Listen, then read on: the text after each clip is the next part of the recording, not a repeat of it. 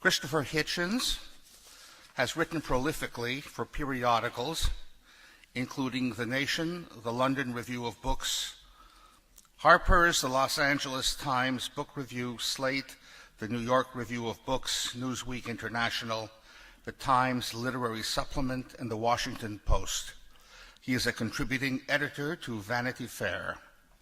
He is also the author of more than 10 books, including Why Orwell Matters, The Trial of Henry Kissinger, Letters to a Young Contrarian, and most recently, The Portable Atheist and God is Not Great. Rabbi Shmuley Boteach is host of the Rabbi Shmuley Boteach Show on the Oprah and Friends XM satellite radio network. He has been named a finalist for Brandeis University's new Charles R. Bronfman Visiting Chair in Jewish Communal Innovation. That competition will be determined within the next few weeks. He is the founder and chairman of This World, the Jewish Value Network. Ladies and gentlemen, it's my pleasure to present Christopher Hitchens. Shalom. Thank you very much for coming, ladies and gentlemen. Thank you, Rabbi, for a very generous introduction. I don't know how I'm going to fill up 15 minutes.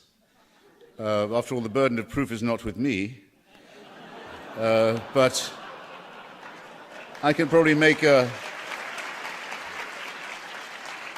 That is going to take some time, making the case. But I think I can probably make a fist of it. I prefer to argue, and I do in my book, that the belief in a supreme being or creator is actually a pernicious belief that does a great moral and intellectual damage to our poorly evolved primate species. And I'm hoping that we will, in the course of this evening, get to the point about the ill effect of religion, but I'm not going to duck the obligation imposed upon me by the motion before us, which is to give the reasons why we're so lucky as to be furnished with so little evidence for such a horrible proposition. And falsity, after all, is a subdivision of perniciousness. Religion, however, does stand, having started in that pejorative manner, does in a way stand to our credit. We are, after all, imperfectly evolved primate mammals though we are, and aware of our kinship with other such creatures. We do have the gift of pattern seeking in our minds, and we will pursue this gift, often at our own expense, but at great hazard and often with great ingenuity. That has a plus side and a minus side. It very often means, you'll have observed it in your own lives and those of others, that we prefer a junk explanation to no explanation at all, or a conspiracy theory to no theory.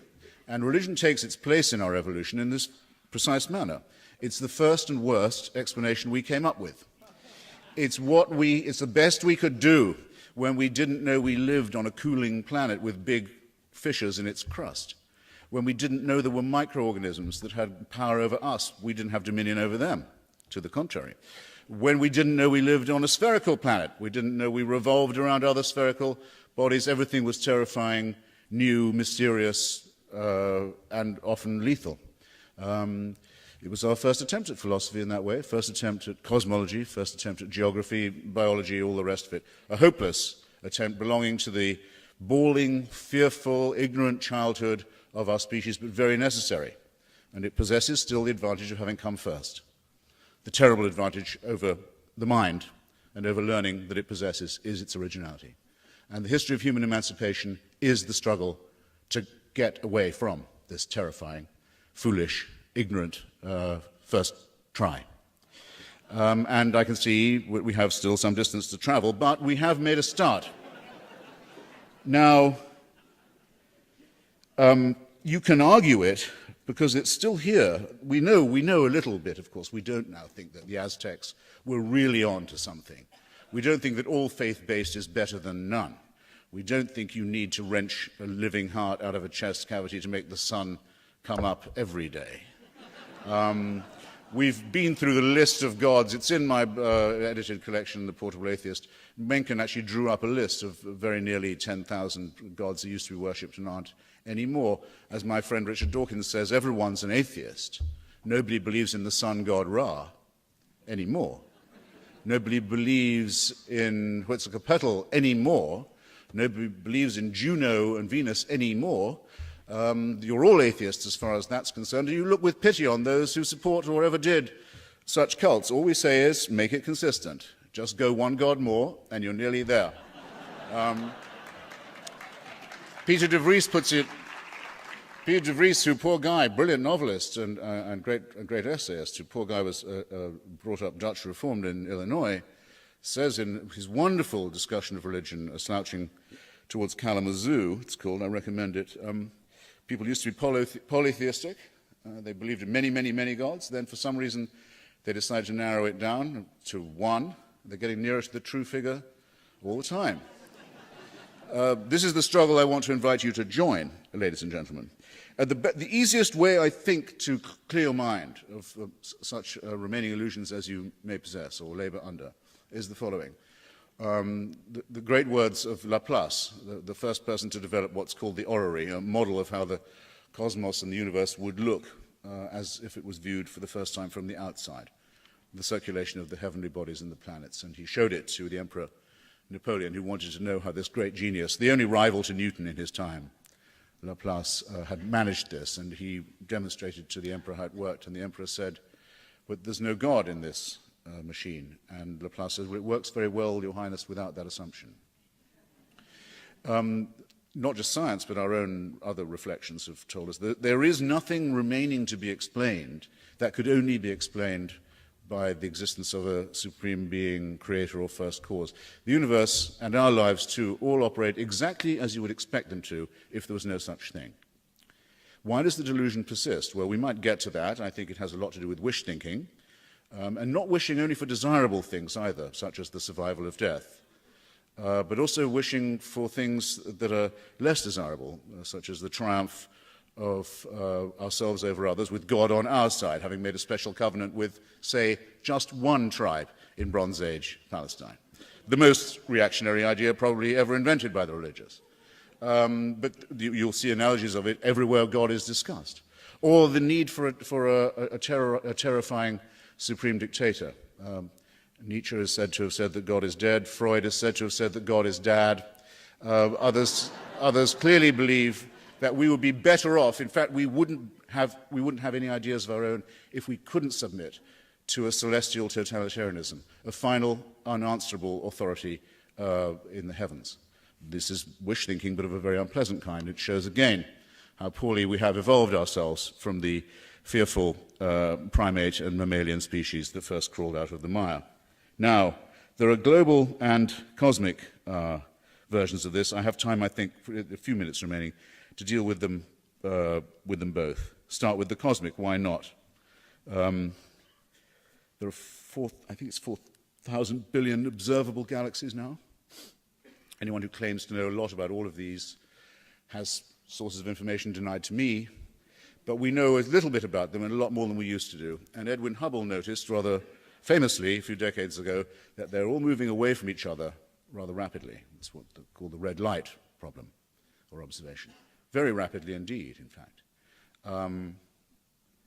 Now, this has very important implications because it was thought until 9 years ago that because of gravitational factors, that rate of expansion would surely by now be slowing. They'd still be expanding, moving away from each other fast, but less fast all the time. No, the rate is going up.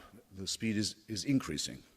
Lawrence Krauss has a wonderful piece in the upcoming Scientific American on this absolutely crucial point. It means that within measurable time, there will be no signs left in the observable universe that the Big Bang ever occurred at all. Everything will have disappeared out of sight. There will be no markers, nothing to take observations from. I mention this because it's often said that how can something come out of nothing? It's the clever question every religious demagogue and businessman always begins by asking you. Well, we know we've got a bit of something in this universe, and we know nothingness is coming. So, some design, huh? Nothingness is not just innate, programmed, it's the next big thing. And we at least had some somethingness. as if to make assurance doubly sure, the Andromeda Galaxy is headed directly in collision course with our own. Measurably, it's already filling. The sky can be seen with the naked eye. In 5 billion years, which is to say fucking soon, ladies and gentlemen, it's on us. And if it hasn't happened before then, our sun goes into a red giant, then a red dwarf. We become a crisp. That'll be nothingness programmed instead of somethingness. Some design, huh? Well, let's move then, while you ponder that, to the tiny suburb in which we actually do know we live. This little corner, just our solar system. Every other rock in our solar system is completely inhospitable to life, either too hot or too cold, as is most of our planet, which, as we know, have good cause to know, is on a knife edge of climatic survival as we speak. We could become extinct at any moment. In fact, when we still lived on the savanna of Africa, the environment to which we were adapted and have fled, but where we still betray the scars of our lowly origin by the coat of fur we grow in the womb and then shed, by the appendix, by our terrible dentition, and by many other things. Our adrenal glands are too big, our prefrontal lobes are too small. We're not the finest primates that could have evolved.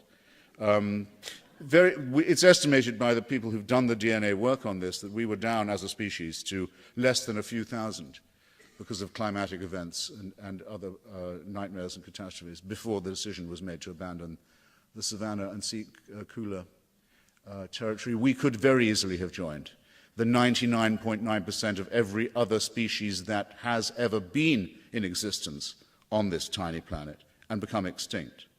That close. What are we flattering ourselves about? What is so great about our anthropic principle that we should attribute this to a design or a designer? Some design, huh? And some designer too. Who but a serf wants it to be true? Who but someone who doesn't like to do their own thinking wants or needs this to be true in the face of all, not just some, but all of the available evidence before us? I've put it like this. It's the only hypothesis of my own that I've ever come up with. It's a version of, on this point anyway, it's a version of Joseph Schumpeter's hypothesis about creative destruction as the energy of capitalism. In order to believe in, not in a deistic God, in other words, a creator, a first cause, an imponderable starter, which of course only leads you to an infinite regression, because how could there be a starter who wasn't himself started or herself begun? Who created the God? Who made the creator? Who invented the inventor? Who designed the designer?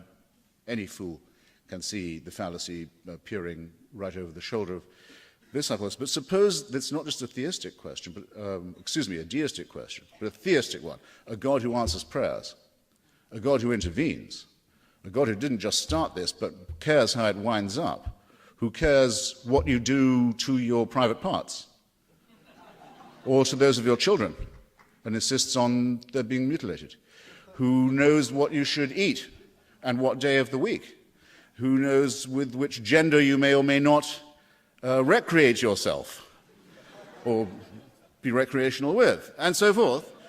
The deist has all their work still ahead of them to prove that there is such a being. Here's what you'd have to believe to be a theist. I've already shown the absurdity of deism, I hope. To be a theist, you'd have to believe this. How long do you think, ladies and gentlemen, I have 3 minutes, shan't, I hope, need them all. How long do you think the human species, as a distinct Homo sapiens, has been on the planet? Anyone want to shout a guess? Okay. Well, Richard Dawkins thinks 250,000 years, 250,000. That's considered to be on the high end. Francis Collins, who's become a friend of mine, a very, very devout Christian, who, as you will know, sequenced the Human Genome Project and did the final report on the full-out discovery of that unravelment which showed us our kinship with other creatures and indeed with other non-creatures, other forms of vegetation and junk that's in our, undoubtedly proves us to be part of the creational soup. He thinks minimum 100,000. He's not quite sure if it's 250,000. All right, I only need 100,000.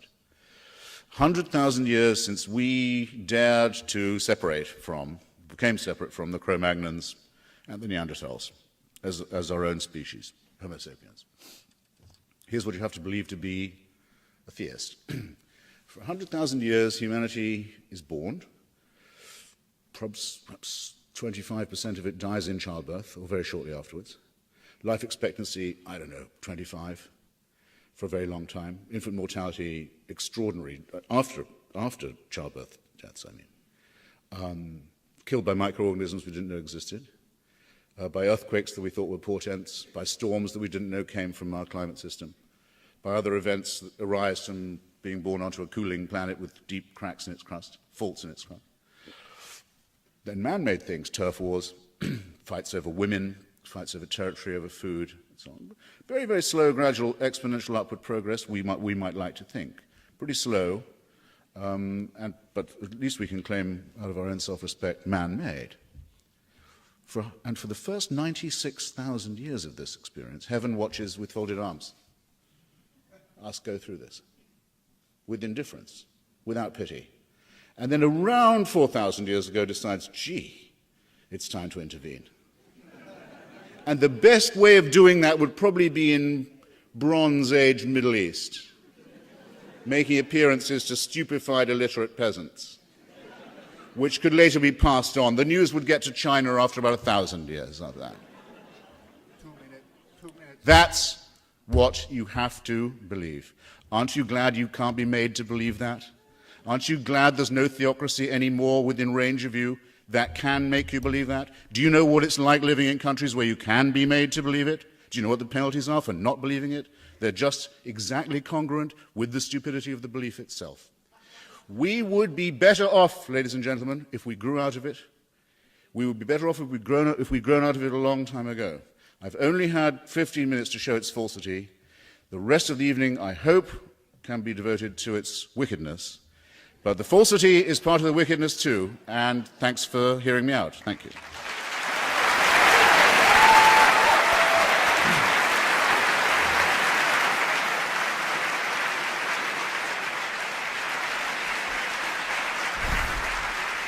I don't have a mic, so.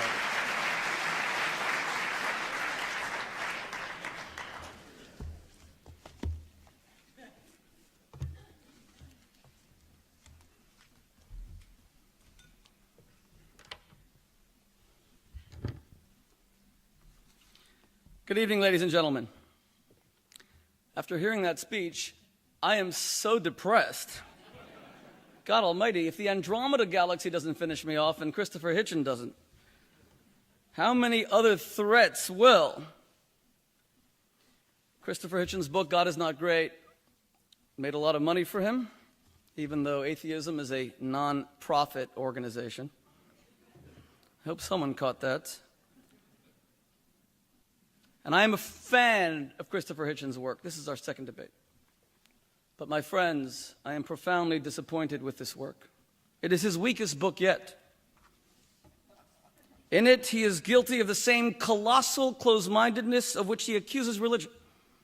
The book is filled with logical inconsistencies, factual inaccuracies, and blatant untruths. In a nutshell, Christopher Hitchens is a secular fundamentalist fanatic. He falls prey to mankind's most base instinct, namely hatred. He hates religion. He even hates God, which is difficult since he doesn't exist. And most importantly, he hates hope. Like Richard Dawkins, who I have debated at Oxford University on several occasions, Hitchens is a scientific reductionist, reducing humans to naught but vapid animals, semi-literate primates, half-thinking apes. His book lacks joy, it lacks humor. It is a profoundly depressing tome about the decrepit nature of human existence. The book that I've launched tonight, The Broken American Male, available at fine bookstores everywhere, is the direct result of this shattered vision. Human beings are bereft of any real cosmic purpose. All they can do in life is revert to hunter-gatherers, gathering money during the day so they can hunt women at night. In so doing, they fulfill their genetic role of being naught but sperm donors. Jack Nicholson expressed it best in that great Bible of American literature, People magazine of December 21st, 2007. He said, when it comes to love, we men have more in common with a male dog than we do with a woman. Oh, this may be male chauvinism, but it's science, baby. Hence, my friends, Christopher Hitchens does not believe in any kind of heroes or human greatness. Of Martin Luther King in his book, he writes, quote, "He was a mammal like the rest of us, probably plagiarized his doctoral dissertation, had a notorious fondness for booze and for women, a good deal younger than his wife." Mahatma Gandhi is someone who would have caused millions of Indians to starve, and had we listened to him, we'd be worshiping cows. The Dalai Lama makes a claim that he's a hereditary king, and dissenting sects within his faith are persecuted. Of course, Mother Teresa bears the greatest brunt of his fury. He says of Mother Teresa, she was a friend of poverty, a fanatic, a fundamentalist, and a fraud. But tell us what you really think, Christopher. My friends, religion has a vastly different vision and a vastly different take. Yes, a man is a creature like any other, but he is born with the spiritual capacity to transcend instinct and to choose goodness, to rise above his animal nature and become godly. What to Hitchens is a failure, that humans occasionally succumb to their nature, is to us glory. When they choose inspiration over indulgence, they triumph over instinct. Hitchens is right. Human beings, in terms of DNA, are 98% exactly like primates. But in that 2%. In that 2% lies human consciousness, and therefore human conscience. Human transcendence, and therefore human choice. Human soulfulness, and therefore the indomitable human spirit. A watermelon is also 98% water, just like a jellyfish is, but they are hardly alike. I'm not eating any jellyfish anytime soon, and I cannot accept that we are nothing but thinking primates. To give you an idea of the degree of blindness that you're hearing tonight, I want to just choose a few examples of this loathing of religion that has made a great scholar become positively ignorant. He says that the Torah lacks compassion on page 99. Quote, "The pitiless teachings of Moses, who never mentions human solidarity and compassion at all." Even school children know Leviticus 19:18 with the greatest statement of human solidarity in the history of the world. You must love your fellow man as yourself. He attacked circumcision a few moments ago. In his book, he calls it religious barbarism. Quote, "It is a mutilation of a powerless infant with the aim of ruining its future sex life." As an authority on the subject, no, not because I have 8 children, but I wrote Kosher Sex. What a shame that Christopher Hitchens doesn't read the New York Times. He would have discovered, I'm sure you remember, it was a front page story, December 14th, 2006. Quote, "Circumcision appears to reduce a man's risk of contracting AIDS by 50%. In fact, the 2 largest AIDS charities on earth, quote, are considering paying for circumcisions in high-risk countries." So these great charities are going to inflict this barbarism in order to save people's lives. But this is the really fun part.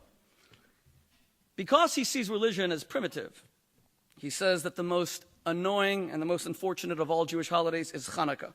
He calls it an absolutely tragic day in human history. Now this is funny. Parenthetically, he says, I love this, "The Jews borrowed shamelessly from Christians in the pathetic hope of celebration that coincides with Christmas." Surely he knows that the Maccabees lived 300 years before the birth of Jesus, but we'll ignore that for a moment. What I love, what he says about Hanukkah is, it's a primitive holiday where Jews reject science and Hellenism for their primitive beliefs. Listen to this. The Jews felt the pull exerted by Athens. They chose the superstition mandated by the Torah. Let's see what enlightenment the Jews fought against during Hanukkah. The great Oxford historian, who was a friend of mine, Martin Goodman, says that Antiochus IV, the villain of Hanukkah, was, quote, "called a barbarian and madman by his own people." If you look up in Wikipedia, just Google it. Antiochus IV put Jerusalem's inhabitants to death in the most cruel way. He insisted on slaughtering a pig in the temple, and when the Jews refused to eat it, quote, "he cut off their hands and feet, burned them on the altar, scalped them," and this is the Greek Enlightenment that the Jews should not have resisted. Christopher, you supported the invasion of Iraq because you said that Saddam Hussein was a tyrant who didn't deserve to slaughter his people. But you decried the Jews for standing up against their own brutal oppressors. But my friends, It's really the values of those Greco-Romans that the Jews rejected. These great enlightened values that Christopher Hitchens decries us religious Neanderthals for rejecting. Those great values like the people of Sparta, the Greeks, who used to inspect newborn infants, and if they were found to be weakly, they would cast them from Mount Tegaros. The Romans, of course, would inspect grown adults, and if they were mentally infirm, they would be thrown from the Tarpeian Rock. Don't think I'm being unfair in citing ancient Hellenistic values against religious ones. No less an authority than Francis Crick, the Nobel Prize-winning scientist who mapped the DNA molecule, suggested that birth in our time come 2 days after parturition, so that a baby could be examined for defects, and if found to be sufficiently deleterious, could be removed with impunity since it has not yet been born. He also suggested that we declare death at the age of 80 when people are no longer useful. Professor Bentley Glass said good and evil should have a scientific evolutionary connotation.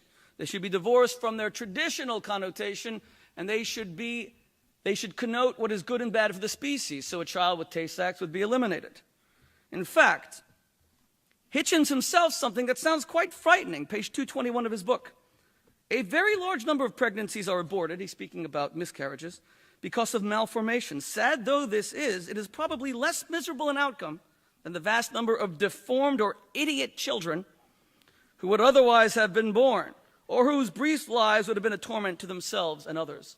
I therefore challenge my august colleague to explain why then should we not euthanize Down syndrome children?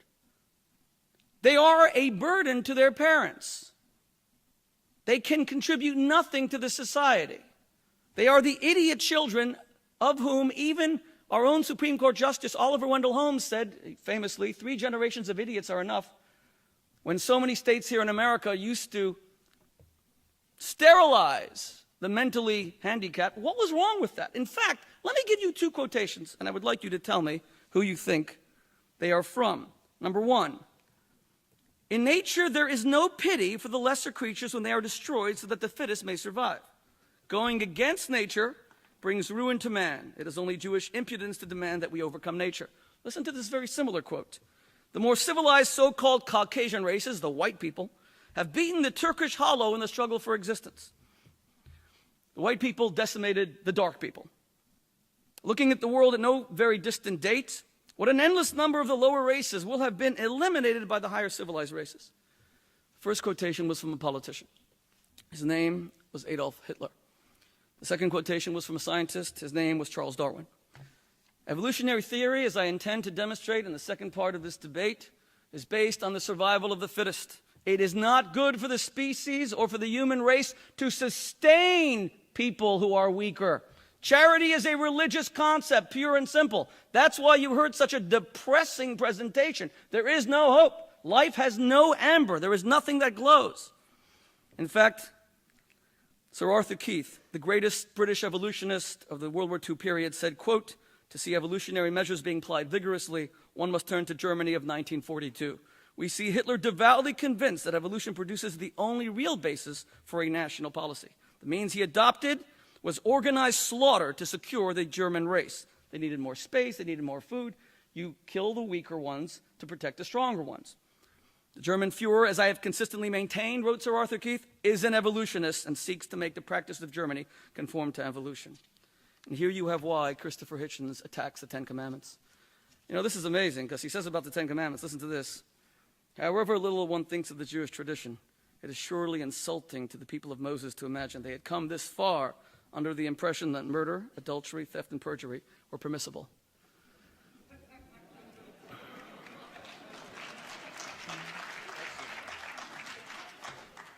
But he misses the entire point. God didn't bring the Jews to the foot of Mount Sinai to tell them not to kill. God brought them to the foot of Mount Sinai so they would understand that do not murder is God's law. Not now, not ever. There is no excuse. This is why genocide is perpetrated by nations who have man-made laws. There were laws against murder in Ottoman Turkey. There were laws against murder in Nazi Germany. There were laws against murder in Cambodia with the Khmer Rouge. but they were human laws and subject to human tampering. That's why the Ten Commandments have preserved the morality of a nation who, even when they were turned into soap and lampshades during the Holocaust, never blew up a German school bus, because we lived by that edict, do not murder. My friends, open your eyes and see what I see. As Rabbi Akiva famously said, just as the garment testifies to the weaver, the door to the carpenter, the house to the builder, so the entire world testifies to God, the Creator. In this book, which I published as a result of my debates with Richard Dawkins at Oxford, this is 13 years old. I have about another minute. And surely science has found far greater wonders since then. If the Earth were closer or further from the sun, by just a little bit, the heat or cold it generated would make life impossible. If the Earth were not tilted on its axis 23 degrees, huge mountains of ice would pile up from the water vapor of the oceans. The Earth revolves at a speed of 1,000 miles per hour. If it were to revolve at just 100 miles per hour, night and day would increase 10 times in duration. Plants would be scorched in the day, seedlings would be frozen at night. If the moon were a bit closer to the Earth, the tide would flood all lands, including the high mountains. If the oceans were deeper, carbon dioxide and oxygen would be absorbed and no plants could exist. If the atmosphere were thinner, millions of meteors which are burned up in the air would fall to the Earth and cause limitless devastation. While most substances contract when they freeze, water miraculously expands by 1/11 of its volume. This makes ice float on the top and it allows the fish to survive. Till today, the cause of this expansion perplexes scientists. 2 weeks ago, the New York Times Magazine wrote, January 13, 2008, the moral sense is an innate part of being human. We are born with innate morality. It is not acquired. A list of human universals, collected by anthropologist Donald Brown, includes moral concepts, including a distinction between right and wrong, empathy, fairness, admiration, generosity, shame. These are all character traits which are antithetical to evolution, which are about ensuring that your genes survive. Finally, my friends, listen to this. The little embryo, that little baby that will have to grow up in a world of hope, hearing so much about how we're the only forlorn rock without any life surrounding us. It's born with 10,000 taste buds in its mouth. Some 12 trillion nerve endings will form in the baby's nose to help it detect fragrances of odors in the air. More than 100,000 nerve cells will be devoted to reacting to Beethoven's symphony. The piano has 240 strings, but a baby's ear will have 240,000 hearing units. Those 10,000 spokes, by the way, the million nerve endings of the optical nerves of the eye, which connects with the brain and somehow grows from 2 different directions and meets 1 million nerve endings, is so vast that if were it mapped, the entire world's telephone cable system would be only a small fraction of it, a small fraction. It has no designer at all, according to Christopher Hitchens. Since I have to end, let me just tell you, of course, science says that this phenomenal complexity came about through genetic mutation and natural selection. When I come back, we'll explore whether that is the case, or whether such vast complexity could never have come about spontaneously, and whether those who believe it did are guilty of cognitive dissonance, afraid of a truth so great that they're forced to deny it.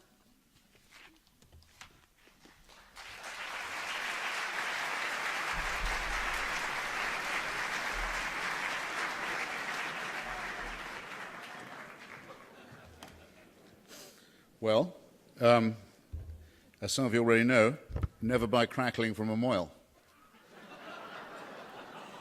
The rabbis in the uplift business, c'est son métier, as was once said, and he thinks it's a point against me that some of the conclusions I draw are not such as to make one happy. I'm unused to arguing in this style. I will simply point out that that's what I'm expected to do in a debate that's organized along these lines against someone who thinks that evolution by means of natural selection, which is a hypothesis, a theory, which, if tested, always works, which allows us to sequence the DNA of the influenza virus so that the next time it comes, unlike 1919, it won't kill us all, because we know of its kinship with ourselves, as we know we ourselves evolved from sightless bacteria, because we have the computer models by which the eye was evolved in 40 different ways, at least, among different species. So there's nothing left to argue with except with people, except with people like Rabbi Boteach and Governor Huckabee of Arkansas, who, head as he is of what I would describe as a non-philo-Semitic Christian organization, believes that Adam and Eve were real and indeed quite recent people. In my experience, there's nothing to be done with points like this except to underline them. Governor Huckabee, in fact, doesn't even know what he doesn't believe when putting up his chubby hand to say he was among those in the room who didn't believe in the theory of evolution. He said, "No, I don't believe that I'm descended from a monkey." Well, as you know, the theory of evolution does not demand that you believe anything remotely like that. It points to a common ancestry between other primates and ourselves. If we were descended from monkeys, we'd probably look quite a lot like Governor Huckabee. Now, I just have spent a second on the taunt about being a fundamentalist. To be a fundamentalist is to insist that something can be advanced on faith alone and without evidence. I will submit myself to your fair-mindedness, ladies and gentlemen, and ask if anything I said to you, or am saying now, requires that of you, that you take an act of faith or a leap of faith as if it were an ethical thing to do, or that you take one at all for anything I say. Of course I don't. There's nothing in common between me and any other faith-based person of any kind. It's one of the last-ditch arguments that our foes, the foes of science and science education and the theory of evolution by natural selection as the explanation for our presence here, have had to come up with in their desperation. Hatred, yes, I plead guilty to that. One of the many things I don't like about Christianity is that it tells me to love my enemies. I don't do that, and I don't want you doing it for me either. Go love your own enemies. Don't be loving mine. I'll get on with the business of destroying, isolating, and combating the enemies of civilization. I don't need any... and I don't need any sickly advice from Nazareth, from the man who, after all the Old Testament horrors that we know about, none of them included the punishment of hell. There's no hell in the Old Testament. So the credit of the Jewish people, actually, when God and Moses have done with enjoining genocide on you, which, by the way, they do, according to those books. I don't know which books the rabbi's been reading, but he might want to tell you what happened to the Amalekites. Where are the Midianites? Happened to all these people. We know what we were told to do to them. So glad to think that those books are fictional, because if they were true, we would all be bespattered with the blood of others to please a hideous authority. But no punishment once he's done with you, once the earth is closed over you, that's it. There's no torture of the dead. Not till gentle Jesus, meek and mild. Do you get that? My same point about the overrated figures of Dr. King and Mahatma Gandhi. It's a very bad thing, it seems to me, that especially in white liberal society, the plaster saint of Martin Luther King has become iconographic. It's led to two bad consequences that I can think of. One, the great black secularists and socialists and trade union leaders, some of whom spoke at this very podium, Bayard Rustin, A. Philip Randolph and the others, the people who actually organized the March on Washington, with their white friends, secular friends like Victor Reuther of the United Automobile Workers, the people who actually put this great movement of liberation onto the streets, are airbrushed from history. White people are given deliberately the impression, well, black folks sure like their preachers and their pulpit men. And as a result, anyone who can claim to be a preacher, a fraud, a demagogue, a crook, like Al Sharpton or Jesse Jackson, is automatically awarded the right to represent black America. This is not progress. Very well? I hope you understand me. It's not Dr. King's fault. That is not Dr. King's fault, but, as I say in my book, but it is the fault of those who make a cult out of him and who dare to say that without religious permission, we wouldn't know how to demand equal rights for our African-American brothers and sisters. Well, excuse me, we don't need religious permission for that, and the case for it had been made by the secular left long before Dr. King started preaching, and that's precisely why he was always attacked in his lifetime, for having communist and socialist and Marxist friends, which he did, who had done most of the spade work. So let's again be very clear what we're talking about. I'm sorry, I do not believe the Dalai Lama's claim either to be a hereditary king or a hereditary god, and I think anyone who does believe it is a fool. And there hasn't been even the pretense of an election in the Tibetan exile community that he's now been leading for more than almost half a century in Dharamsala in India. It is still run as an absolute despotism. People who like that sort of thing like that sort of thing.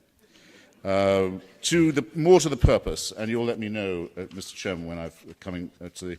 I have rather a crazy salad of slanders to respond to, and I don't want to miss any of them out. If you want to saw off the end of your penis, you're welcome. You're not to do it to a child who hasn't asked for it. Same with the genitals of a little girl. If she thinks later on she'd be better off without them, let her take, or have taken to her, a sharp instrument. If it proves that it's good for AIDS, which it might well be, I've heard it's been said that it's good for cervical cancer, let it be decided by the grown-up. It is not right, it is not moral, it is in fact wicked to submit children to mutilation of their genitalia or to anyone without their consent. Do you understand that, that this elementary point only needs to be made because of wickedness enjoined by religion?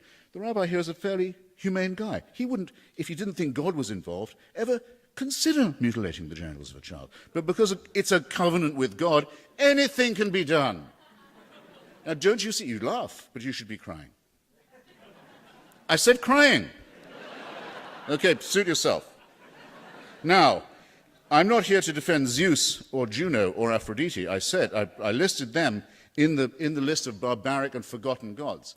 The Jews who celebrate Hanukkah, which, by the way, I think you will have to agree, only became promoted in the United States among Jews. It's a relatively minor holiday because of its nearness to Christmas Day. The Jews who particularly care about that holiday are not arguing against the worship of Zeus. They're arguing against, as the rabbi perfectly well knows, the idea of the Epikuros, what in Orthodox Judaism is known as the heretic, the unbeliever. The Epikuros, the follower of Epicurus.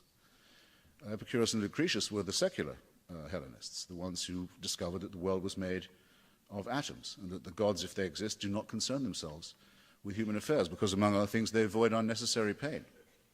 Now, there's a discovery that's worth having, and the Jews want you to turn away, the Orthodox Jews want you to turn away from the unbelievable scholarship and originality and humanism of Epicurus and Lucretius to look at a candle. Hey, look, goggle at this. It burned an extra day or two, or is it 8? This is what retards human intelligence and human civilization. Now, of course you may, I'll close on this because I don't want to trespass on your time or the rabbis. Of course you can be an atheist, and you can be a eugenicist, you can be a fascist, you can be a Stalinist, you can be a nihilist, you can be a sadist. Atheism, unbelief, the repudiation of the supernatural is not a necessary, it's not a sufficient condition, not a sufficient condition for wisdom or for enlightenment, but it is, and I say it joylessly, humorlessly, gloomily, pessimistically, it is a necessary one. Thanks.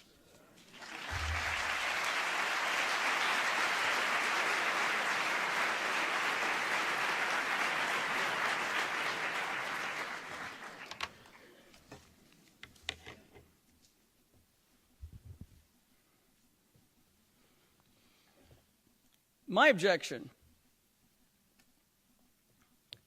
to the current religious secular debate is that for so many centuries, Christopher Hitchens is right, religion had a very closed mind.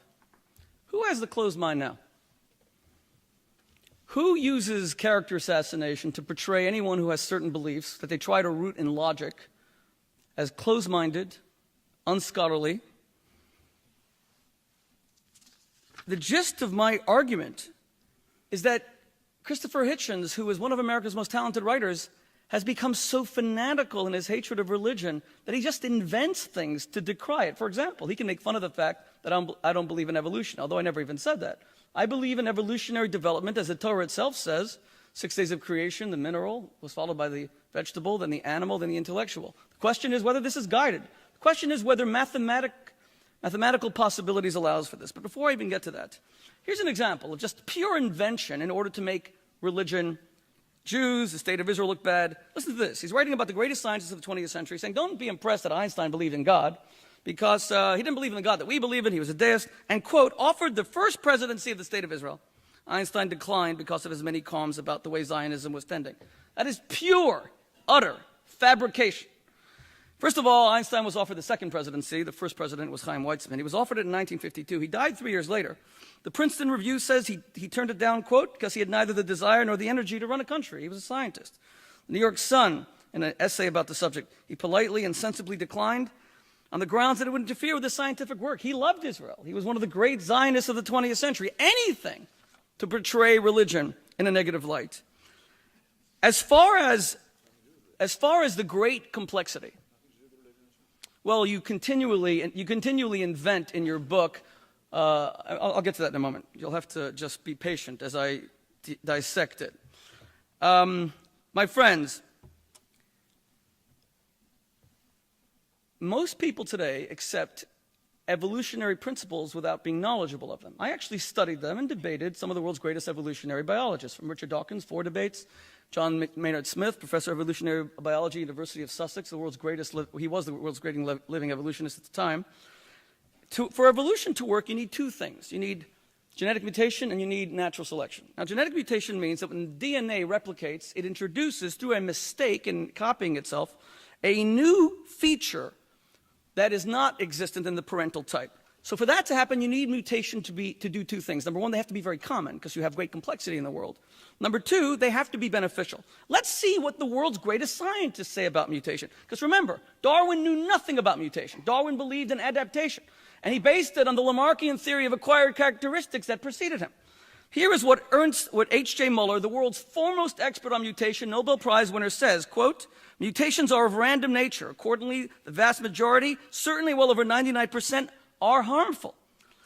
Nobel Prize winner Ernst Mayr. These are all evolutionists. Most of them are atheists. It is a considerable strain on one's credulity to assume that finely balanced systems, such as certain sense organs, could be improved by random mutations. Will the eye get better if it makes a mistake in its replication? In fact, the author of The Mystery of Heredity concludes, listen to this, the vast majority of mutants in any organism are so detrimental as to believe that it is impossible for them to lead to complexity. These are people who all believe in evolution. Now, Julian Huxley, from the most important of all evolutionary families, wrote the following. We should clearly have to breed, to get a horse, he says, 1 million strains, 1,000 squared, to get 2 favorable mutations. Up to 1,000 to the millionth power to produce a horse. Now listen to this. 1,000 to the millionth power to produce a horse, which isn't even as complex as the human brain, becomes 1 with 3 million zeros written after it. That would take 3 volumes of 500 pages just to print. No one would bet on anything so improbable happening, and yet, ta-da, it has happened. That's how he ends the quote.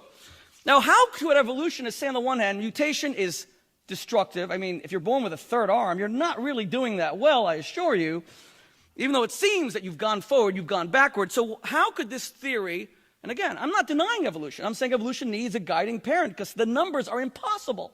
How could we believe that things, just a horse, 1 to the 3 millionth power, 1,500 pages to write the number, would this ever happen? So here's how a Harvard professor answers it. The important point is that since the origin of life belongs in the category of at least once phenomena, time is on its side. However impossible we regard this event, given enough time, it will almost certainly happen at least once. Time is in fact the hero of the plot. I love this part, listen carefully. Given so much time, the impossible becomes possible, the possible probable, the probable virtually certain. One has to only wait because time itself performs miracles. Do you get it? I believe in a 3-word entity called God. Christopher Hitchens believes in a 4-word entity called time. The essence of evolutionary theory, which is undeniable, is that if you give enough time, this is all going to happen. My friends, when I was young, and I'm not a scientist, I remember, and you remember, they told us the world was 4 billion years old. Then they said it was 8 billion. Now it went up to 16. Soon it'll be 20, 30. Soon they'll give it 1 trillion years. Now why? Because the more we discover the complexity of life and the impossibility of any of this stuff evolving, the more time we need. Let me tell you something. You can give this forever. Something that mathematically has 300 million zeros after it is never going to happen. I don't care if you have forever. That's why, as Christopher Hitchens said, it didn't happen on all the other planets. If he's right and I'm wrong, why did life happen only here? We have 16 billion years. There's natural selection there. There's genetic mutation there. Why didn't it happen there? One place? Oh, he'll tell you that we haven't yet found it. Well, we have all of these. He's seen the galaxy Andromeda. It's not there. Let me tell you, I'm not the only person who doesn't believe in evolution without guidance. And let me be clear about that. The greatest scientist, he passed away a few years ago, but I met him at Oxford, from Harvard, Stephen Jay Gould. He didn't believe in evolution. He believed in punctuated equilibrium. I saw him debate Richard Dawkins. He destroyed evolution, and he's an atheist. He said that the fossil record does not reflect evolution. Sir Fred Hoyle said that because there are trillions of mutations that would have to take place, and none of those organisms would have survived, because the possibility of a genetic mutation is 99.9 negative, detrimental, and lethal to the organism. So Hoyle said you would have to find trillions of destroyed organisms that don't exist. In fact, it was Darwin himself who said that the greatest objection to his theory, because let's remember, The Origin of Species, published in 1863, was not a tome about the origin of life. It was a theory to explain the fossil record, but the problem was that there were missing transitional links. So what he said was, I'd like to give you the exact quote, Darwin said that the imperfection of the fossil record comes entirely to the fact that we have not yet dug sufficiently. In 1863, that would make sense. But my friends, we've now dug up the whole world. We're looking for oil. We're looking for diamonds. We've dug up everywhere. We've barely found them. So Stephen Jay Gould, as Christopher Hitchens well knows, doesn't believe in evolution, or didn't. He argued for punctuated equilibrium, great leaps, which explains the dearth of fossils. To still be an evolutionist today, you have to have faith. There is no evidence. The transitional links barely exist. That's why when Dawkins, who again, friend of mine, I debated him, when he debated Stephen Jay Gould, he had nothing to say. What evidence? Where are these trillions and trillions and trillions of transitional links? Remember, you need billions of mutations to go from a single cell amoeba to the eye. And yet, amazingly, which would give us an untold number of failed transitional steps, and they don't exist. You know what's interesting to me as well? Christopher Hitchens, just give me 30 seconds here. Christopher Hitchens says that the eye is not impressive. Everything about him is the eye is nothing and there's no complexity. And what are you talking about? The organism is so ill-formed. He says that the eye is, quote, the ineptitude of design, page 82. He even says, the anatomy of the eye, in fact, shows anything but intelligence. It is built upside down and backwards. Well, Charles Darwin didn't think so. I'm glad you don't like your eyes, but Darwin said, quote, I became sick when I thought of how the complexity of the eye could have evolved. He then said, Charles Darwin, to suppose that the eye could have been formed by natural selection seems, I freely confess, absurd in the highest possible degree. Then Christopher Hitchens says he says, why have we agreed so easily to call this exploded old non-theory, the theory of intelligent design, by its cunningly chosen new disguise of intelligent design? There is nothing intelligent about it. Let me therefore conclude with the words of Isaac Asimov, the greatest science fiction writer of the 20th century. In man, there is a 3-pound brain, which as far as we know, is the most complex and orderly arrangement of matter in the universe. I mean, God Almighty. All you need to do to prove the existence of God and how intelligent the design of our universe is to see how smart Christopher Hitchens is.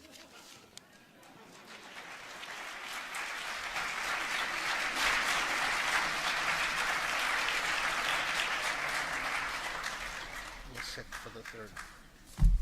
We'll sit for the third. You want to sit? Yeah, sit. Well, if I can't be erect, I'd at least rather be upstanding. I have to sit for this. He says I got to sit. Okay. We agreed. All right. There was a terrible moment, I think it was when Lawrence Krauss was talking about the Andromeda galaxy and it's heading towards us, when someone got up and said to him, Doctor, did you say it was going to collide with our galaxy in 5 billion years or 5 million? And Lawrence said 5 billion. The guy said, that's a huge relief. I thought you said 5 million there for a second.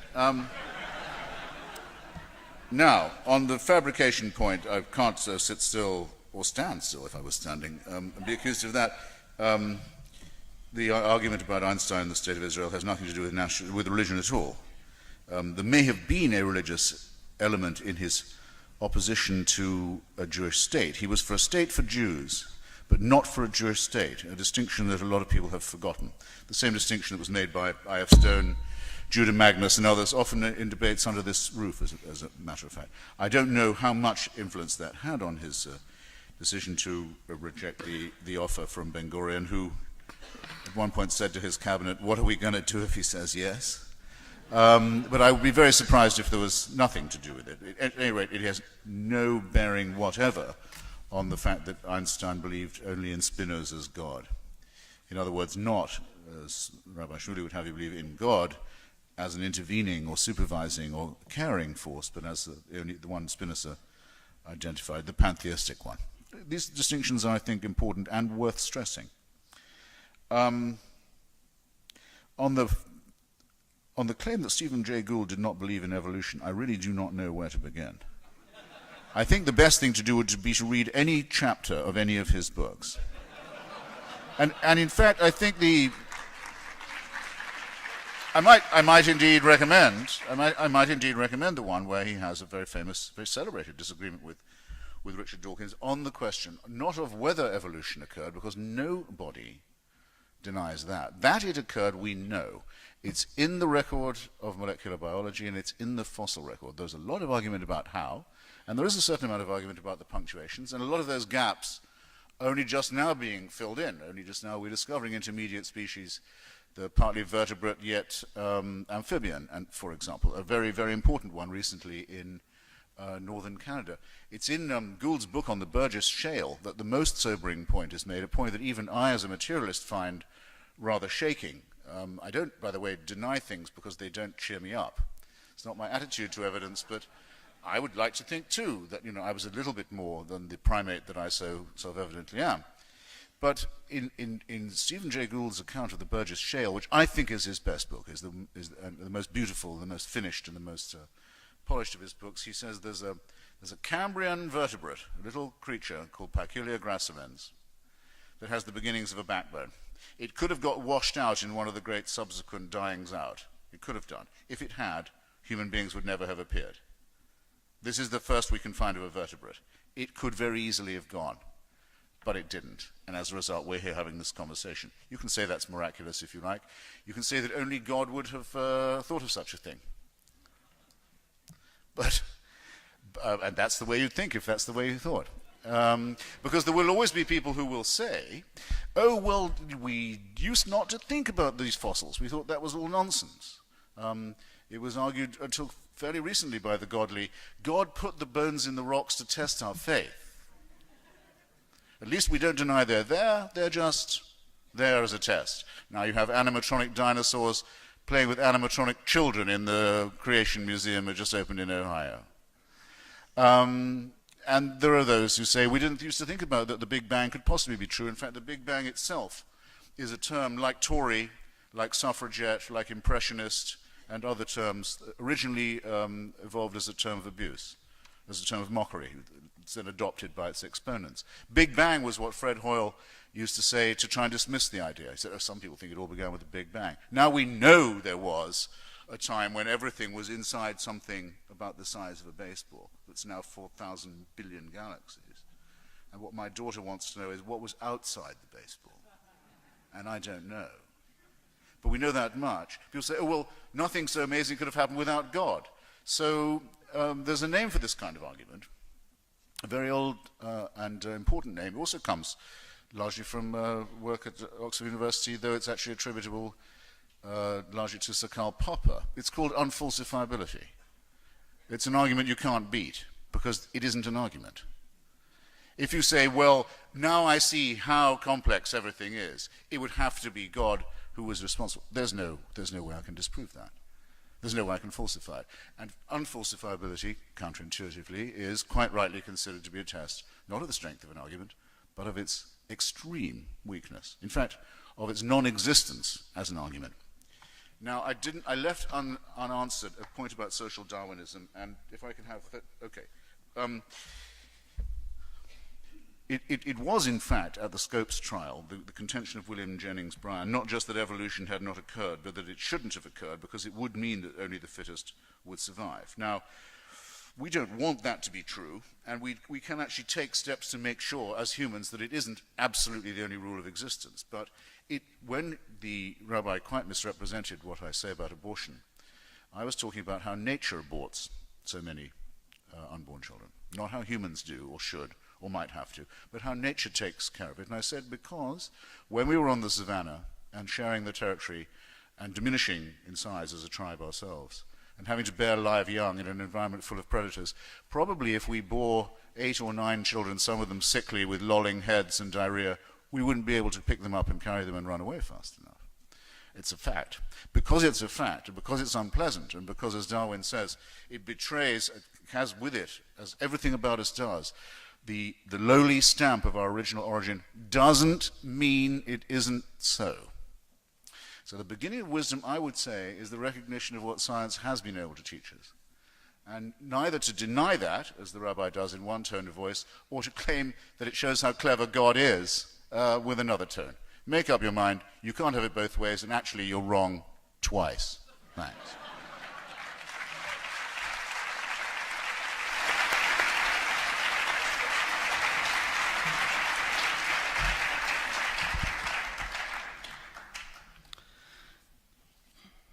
I don't care how much you dislike religion, and I don't care how false you believe the faith in God is. You can't invent facts to sustain your argument. You can't be unscientific when you complain that religion is unscientific. That's the whole problem with this book. It's the problem with everything you've heard tonight.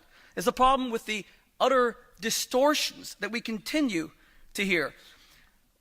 You said that your attack about Einstein, which you didn't respond to, because you clearly invented out of whole cloth this idea that he didn't want to be president because of Zionism. You said it's not about religion. What about this? Speaking about Dr. Baruch Goldstein, Christopher Hitchens writes, while serving as a physician in the Israeli army, he had announced that he would not treat non-Jewish patients, such as Israeli Arabs, on the Sabbath. As it happens, he was obeying rabbinic law and declining to do this, as many Israeli religious courts have confirmed. I challenge Mr. Hitchens to name a single Jewish court in the entire world that would ever rule that a non-Jew should not be treated on the Sabbath. In fact, if he names it, I will buy 100 copies of his book and I will give it to, talking about a mainstream, just a regular Jewish court. I will give 100 copies of his book to my religious friends. But if he fails, I challenge him to buy 100 copies of my book, or let's make that 1,000. Not only does the Talmud obligate us to treat non-Jews on the Sabbath. In fact, Noach Feldman, my dear friend, the Rhodes Scholar at Oxford, who debated me on this subject, he famously wrote about the debate in the Talmud, how there was a steering within the Talmud that maybe you shouldn't. And this was because the non-Jews they were talking about were Roman centurions. That's when the Talmud was written. These were horrible troops that persecuted Jews. But even then they said that you have to. It's a law in Judaism. The court would be stripped of its authority in a moment and be declared racist. In fact, Christopher Hitchens, who portrays Jews throughout this book as being closed-minded, racist, he attacks Israel non-stop based on non-existent evidence. He doesn't even know Judaism, which he should study a bit before he writes about it. I mean, I didn't just get up and talk about evolution. I tried to study the text. I'm not a great scientist, but I've debated leading scientists, and I prepared for those debates. You should prepare if you're going to write about this. Of us 4:3, do not despise any man. The rabbis declared, quote, even a Gentile who studies God's law is equal to the high priest 2,000 years ago. A non-Jew equal to the high priest. Tosefta, Sanhedrin 13, the righteous of all nations have a share in the world to come. Non-Jews go to heaven. Tana Tevei Eliyahu Rabbah 9, I call upon heaven and earth as witnesses. Any individual, whether Gentile or Jew, man or woman, servant or maid, can bring the divine presence upon himself in accordance with his deeds. That is a slander against Jews to say that any Jewish court would say that non-Jews should not be treated, and the state of Israel treats every single Arab and Palestinian, even when terrorists are the ones who are brought to the hospitals. The possibility of the human eye evolving has been equated to monkeys randomly hitting the keys on a typewriter, typing Shakespeare's Hamlet. You've heard this not once but 4 quadrillion times. Now, again, he said that Stephen Jay Gould believes in evolution. He believes in punctuated equilibrium. Evolution means to slowly evolve with great time. He believes in these vast quantum leaps. Read the books. See who's telling the truth. He did not believe in slow evolution. Dawkins is one of the last people who still believes it. Fred Hoyle, one of the smartest British scientists, mathematicians of the 20th century, famously wrote, "Life cannot have a random beginning. Troops of monkeys thundering away at random typewriters could not produce the works of Shakespeare." But listen why. For the practical reason that the whole observable universe is not large enough to contain the waste paper baskets required for the deposition of the wrong attempts. You just heard Christopher Hitchens say we're beginning to find the transitional links. God almighty, we're only beginning? Do you realize how many trillions of these links have to exist? Where are they? We have found oil, we have found gold, we have found diamonds. They should be here on the desk. They should be here in my notes. Finally, this whole thing about values, my friends, you remember sadly that I spoke about Francis Crick before, his partner James Watson, who mapped the double helix DNA molecule. You remember that tragically, sadly, on October 14th, 2007, he told the London Times that he's inherently gloomy about the prospect for Africa because all our policies are based on the idea that blacks and whites are equal intelligence, but the evidence says that's not the case. He was just echoing what Thomas Huxley, the famous Darwinian bulldog, the greatest progenitor of evolution in history, said, quote, "No rational man, cognizant of the facts, believes that the average Negro is the equal, still less the superior, of the white man." To his dying day, Charles Darwin himself believed that blacks were the missing link between whites and apes. Now, that doesn't mean that every evolutionist is a racist, God forbid. Christopher Hitchens is at the forefront of defending human life around the world, and he's a phenomenal hero. But it does mean that when he goes out to save human life, it's not because of evolutionary ethics. It's because of religion that declared the infinite sanctity of life. My point before, quoting him about miscarriages, was not that he would ever argue for euthanizing infants. It's rather the fact that he doesn't argue for that in acknowledging that these Down syndrome babies are nothing but a burden and can contribute. And they're a burden to everyone around them. They will suck out their parents' resources. Boteach, I have to stop you, okay? It's because he observes the 10 Commandments that says do not murder. It's our values he's embraced. We have, ladies and gentlemen, we have a number of questions. We have a number of questions from the floor, and we have a number of questions that arrived to us from around the country. And one of them from Cincinnati, Ohio, was precisely the question that were I permitted to engage the debaters would have wanted to ask myself. So I ask our two presenters, I ask Christopher Hitchens first and then Rabbi Boteach second, in 2 or 3 minutes. Sorry, that's about all you have. Question is it possible to talk about does God exist without asking, when you use the word God, what do you mean? Very good. But it won't have escaped your attention, Rabbi, or the audience, I think, that I was asked to answer a direct challenge by the Rabbi a moment ago. And I won't have it said that I didn't. On the matter of whether an Israeli court ever ruled that Dr. Baruch Goldstein was right and you could refuse to help a non-Jew on the Shabbat, I refer you to my great mentor in Spinoza studies, Dr. Israel Shahak, S-H-A-H-A-K. His book, The Jewish Religion and His Attitude to Non-Jews. He's the very brave professor of chemistry at the Hebrew University who brought that case and lost it in the High Court in Jerusalem, and a very celebrated write-up of the topic in Haaretz. I would, of course, never make such a suggestion. Excuse me. And the rabbinical courts also. He lost the whole case. Very important. Look it up. The book is easily found. It's published by Pluto Press. Also, if you look up the history as told by him and his colleague Dr. Norton Mezvinsky of Dr. Baruch Goldstein, you will discover things that will make you glad that, as I said in a talk which you can also look up at the Spertus Institute, Jewish University in Chicago recently, very glad that it seems that Jews have a gene for atheism. The great Jewish contribution has always been to humanism and to human solidarity, and it is that, and not the wailings and bleatings to an empty sky. Gentlemen, can we talk that distinguish about it. Now, yes. Can we talk about God, to the topic. please? Well, To the question of. I'm sorry, I could hardly let such a challenge go in all decency. Now, I can do the rest very quickly. It's called the ontological argument. It says that if you can name the idea of a God, surely there must be something existent or real, at any rate, that you are talking about. It's not the teapot that Bertrand Russell postulates orbiting the sun. To talk about it is to postulate it. Well, this, of course, is a piece of circular reasoning, but I hope I helped to clarify it in my opening statement by saying there's every difference between being a deist and a theist. Science and reason cannot disprove the existence of a first cause or a creator. They cannot do that. We can only say that everything works without that assumption, and there is no evidence on the other side of the case.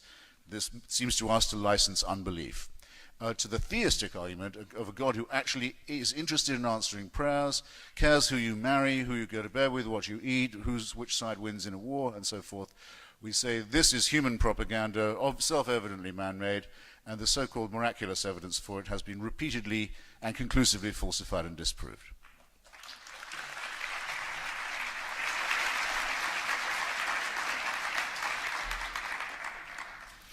You know, I must be one of those half-thinking primates or half-intelligent primates that Christopher Hitchens speaks of, because it strains credulity. Did the rest of you just hear a great writer say that the Israeli Supreme Court is respected throughout the world for its fairness, judiciousness, ruled that you cannot save a non-Jewish life on the Sabbath?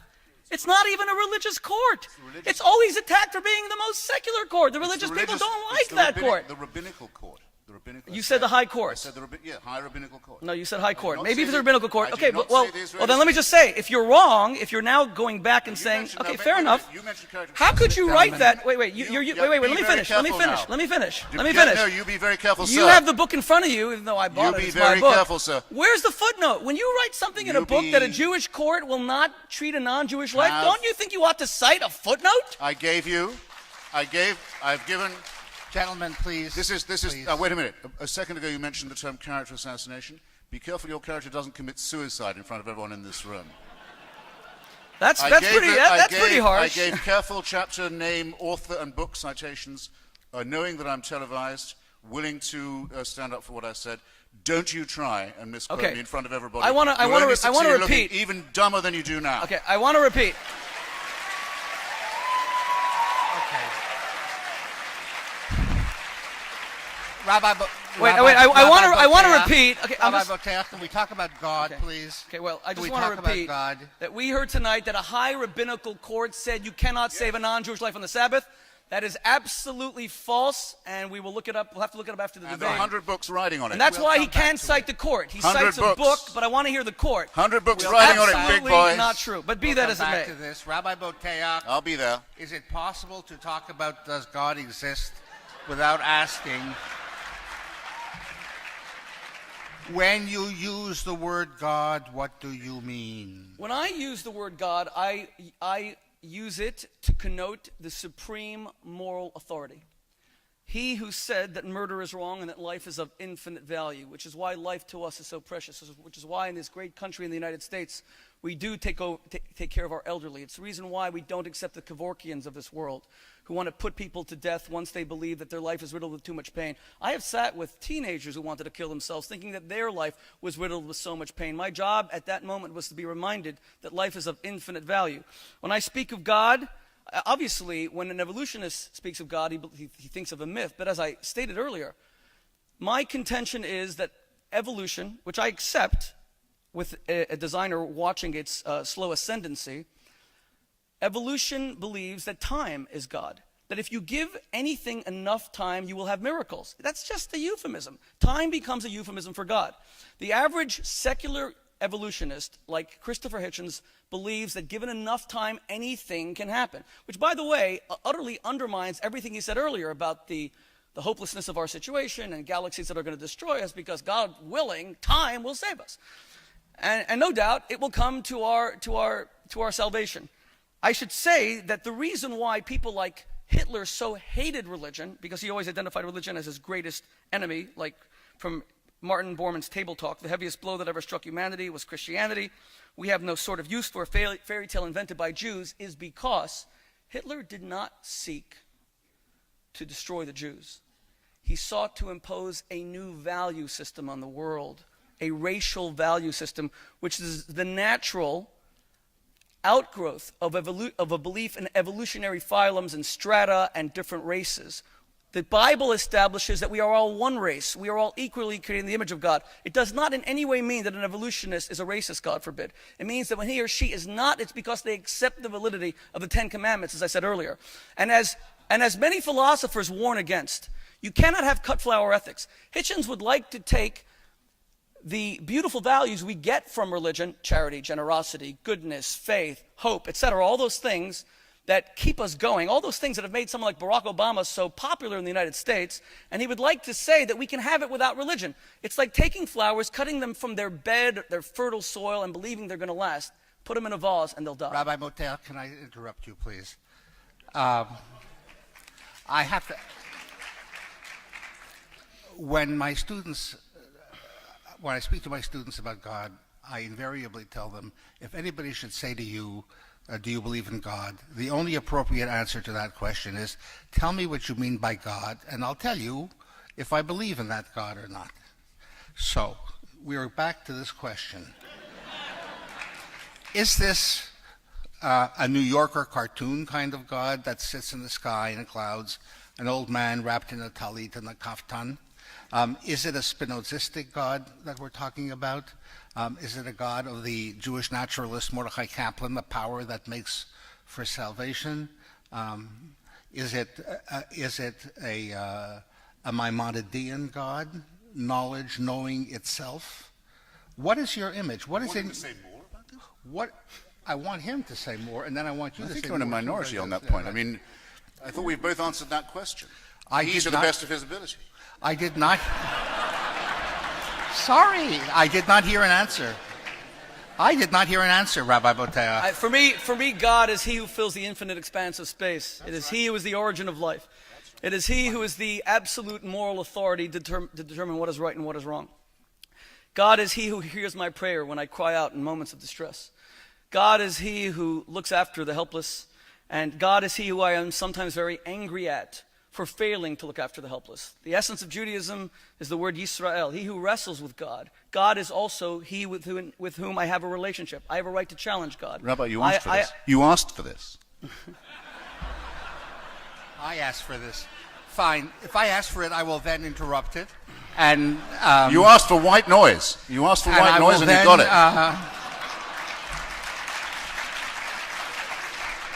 I will then address a question to Mr. Hitchens. Though the burden of proof is on the faithful for the existence of God, do you believe there is a discovery that can cause a paradigm shift, maybe advances in neuroscience? Well, all the evidence so far is the other way. I mean, the heavens get emptier, if you like, all the time. I think the unraveling of the DNA string is probably the most conclusive recent thing that shows us both that racism, where Rabbi Shmuley and I at least agree, and creationism are alike illusions. We are part of the natural order. We're not a specially created species. We have no unique privilege. We are only too aware that Darwin was right on the point of the stamp of our lowly origins. It's best to begin, I think, from that realistic understanding. Because bleak though it may be, at least it's realistic. It doesn't mean that we have to live without irony. It doesn't mean we have to live without humor. It doesn't mean we have to live without solidarity, or any of the other things that make life A, bearable, and B, possible. You may or may not have noticed that Rabbi Boteach has been contradicting himself directly all evening. He began by saying that our good qualities, our heroic and noble and gentle and generous qualities, are innate in us. He's quite right in saying that. Yes, they are innate in us, or in most of us, those who aren't psycho or sociopathic. That is precisely the point. Religion borrows its morality from us, not we from religion. God is man-made. And I can very briefly underline this point and make it not just an assertion on my part by putting it in the form of a dialectical question. Name me, if you can, a noble action performed or a noble thought uttered by a believer in God that could not be uttered by a non-believer. Right? I've issued this challenge in innumerable places and spaces now. I've not yet had a response. I await one. There's another question that goes with it, a corollary question. Name a wicked action performed or a wicked thing said by someone purely because of their religious faith. You don't even have to blink before you've thought of one. I rest my case. Thank you. One final question for Rabbi Boteach. Rabbi, why did God play favorites and make the Jews the chosen people? Well, clearly because Christopher Hitchens likes us so much. In fact, this is one of the most misunderstood concepts in all of Judaism. It is one that Christopher Hitchens not only misunderstands, but destructively misportrays in his book. God never played favorites with the Jews. The word chosen, or goyim nesaticha, I have made you a light to the nations, is never a noun, it is a verb. It connotes an activity. You are chosen by God to spread the light of God and the laws of God to all the inhabitants of the earth, to tell them how they too are God's children, to tell them how they too matter, how they too are loved by God. That is why Judaism always insists on not converting people to our faith, because you do not upgrade when you become a Jew. We are the only nation on earth that exists on the non-copyright to truth held by our religion. Christopher Hitchens actually uses the concept of chosenness to, sadly, justify anti-Semitism. Quote, page 250. By claiming to be chosen in a special exclusive covenant with the Almighty, the Jews invited hatred and suspicion and evinced their own form of racism. So we're hated because we told the world that we're chosen. Well, my friends, the British sort of think they're chosen. I lived there for 11 years. They sing a song called Rule Britannia, Britannia rules the world. No one hated the British for that. I believe it's the waves. Hold on. Rules the waves. Waves, they waves. never really took the British and sort of gassed them or anything like that. The Japanese have a rising sun on their flag because they believe that they are the land of the rising sun. The sun rises for them. I don't see that there's any particular hatred of the Japanese for that belief.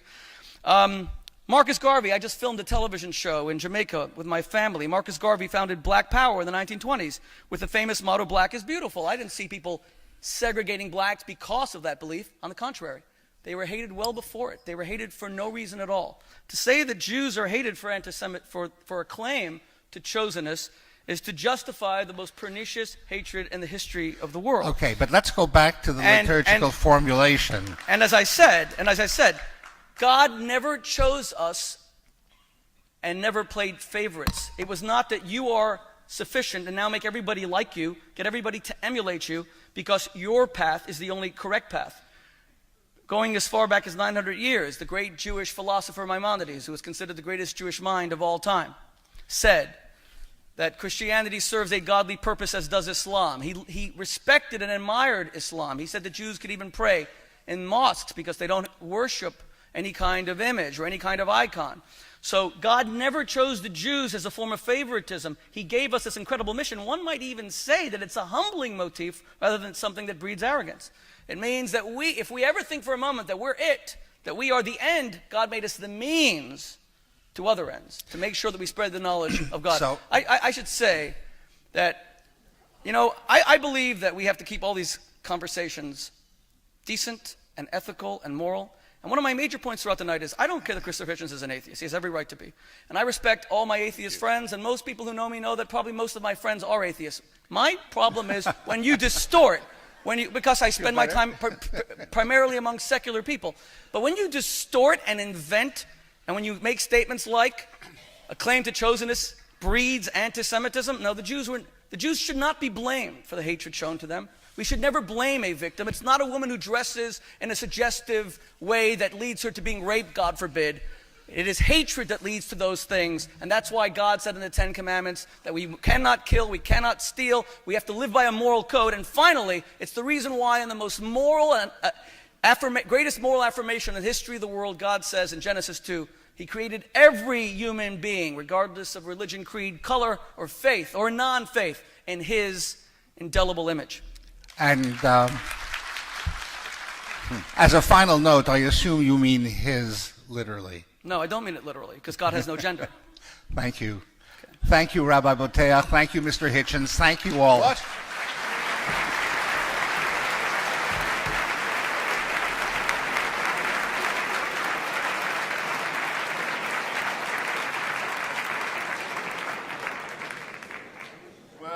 maybe they've heard enough of us. Maybe they've heard enough of us. Well then, just I should hate to leave it like that, and since he's been so generous as to claim so many atheists among his friends, I should say that some of my worst enemies are Jews.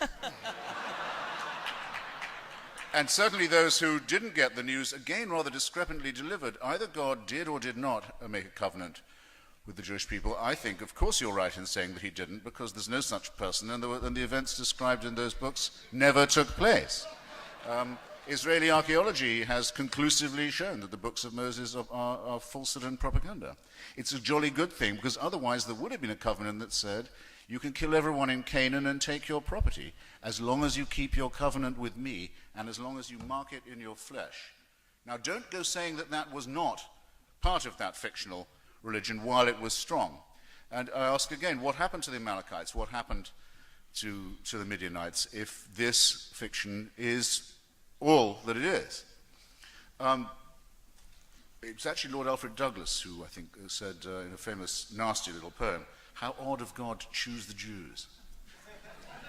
To whom someone in Oxford replied, "Not odd of God, the goyim annoy him." But I will say that those who flirt with this kind of specialness, I mean, it's true that every nation, almost every nation, has a feeling that it's specially favored by the divine. Not a covenant at Mount Sinai exactly, a location that's yet to be discovered. But let's say Joan of Arc or indeed Rule Britannia, a song that when I lived in England I refused to sing, precisely because, as most of my friends would decline, precisely because it did express a concept of racial and national superiority. And to say that it didn't earn English and British people dislike, that we're simply victims blaming ourselves if people don't like us for shouting out about our supremacy is absurd and self-pitying. How could you compare dislike of the British to anti-Semitism? I didn't. This you is did. absurd. I didn't, big boy. This you is did. Absurd.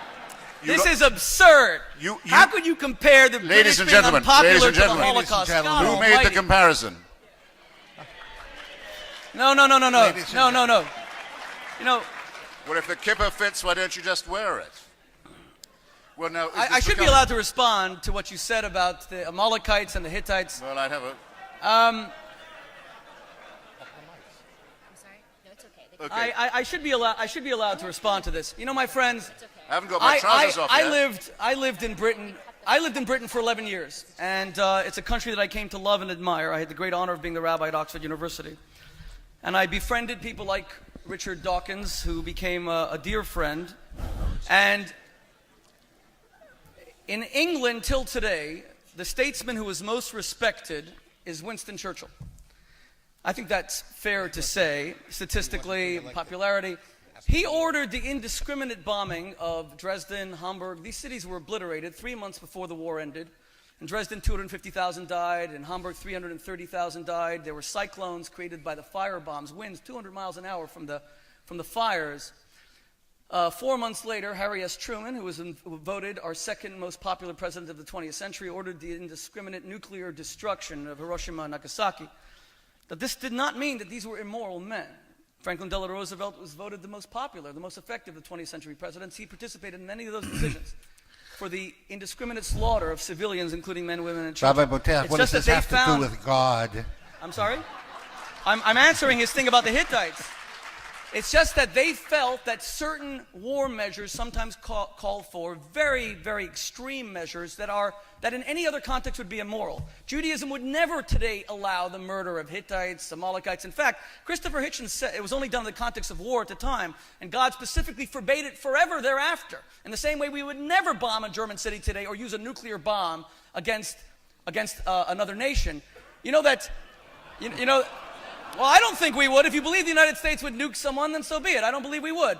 I should tell you that Christopher Hitchens writes in his book that rabbis debate whether the Palestinians are today the Amalekites, and that is why they ought to be, and debate that they should be expelled. Again, Name a single mainstream rabbi. There's always fringes, and to the extent to which fringes are kept on the fringe, they could never, ever define the mainstream. Name any mainstream rabbi that would ever say that. In fact, every Orthodox Jew or anyone who's knowledgeable of the Torah here will know that we are not, that Amalek is a concept that we have no capacity to identify according to the Torah itself. We don't know who they are. It's an ethereal concept. So much so that when the Jews of Hebron, when Baruch Goldstein killed the Palestinians who were at prayer in their mosque, then the very next morning, Chief Rabbi Jonathan Sachs, I was living in England, called it an abomination, as did virtually every other rabbi. My house was firebombed that night at Oxford. Till today, the police don't know by how. Thank God a Spanish au pair who lived with us saved our children's lives by putting it out. My wife and I were out. It was a Saturday night. It was the night after Purim, if you recall. I still got up I called a press conference and I said that what Baruch Goldstein did to those Palestinians who are our brothers, who are equally God's children, is the highest disgrace that Judaism and Orthodox Jewry has faced in my lifetime. So let's never say that this is justified, and that's why, I mean, with all due respect, in my own opinion, if you're going to write a book, and you're a great scholar, and I love your writing most of the time, and if you're going to say that rabbis say this and this court said that, I really believe there ought to be a footnote or a name. Till today, and you're still not quoting a name, you're quoting a book about something, etc. There is no such thing as a high Jewish court in Halacha, by the way. You would take perhaps the name of Rabbi Ovadia Yosef, the head of the National Religious Party, very much sought after Israeli politician. Ladies as well and as gentlemen, rabbi. good night. And Thank also you. Thank you. And I direct you again. Rabbi Boteach. I direct you Thank again Mr. to. Hitchens. I direct you again to Dr. Israel Shahak's essay, "The Significance of Baruch Goldstein." From now on, I'm sorry, I can only be polite to someone who has a receipt and a book. Thanks for coming. Thank you.